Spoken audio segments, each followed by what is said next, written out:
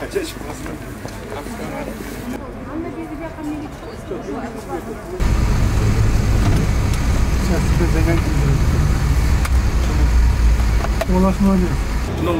шаш фильтр деген бар, чөйдө. Ушуга кечеле этебиз. Була самачи шаш фильтр деген жанымызды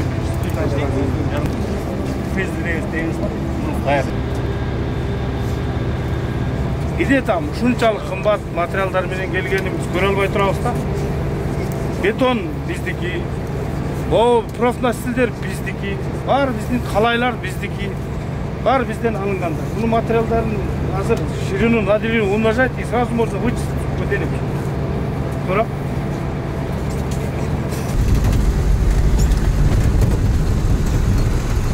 Буларга конкретно бөлүнгөн акча неосвоение болуп калган.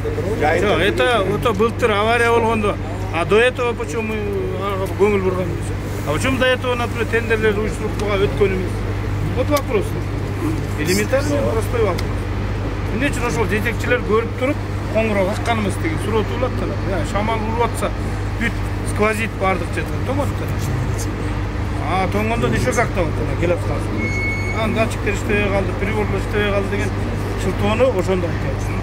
Келип эле көргөн киши билет экенде, биз келгенбиз, көргөндө бүт ачык болчу.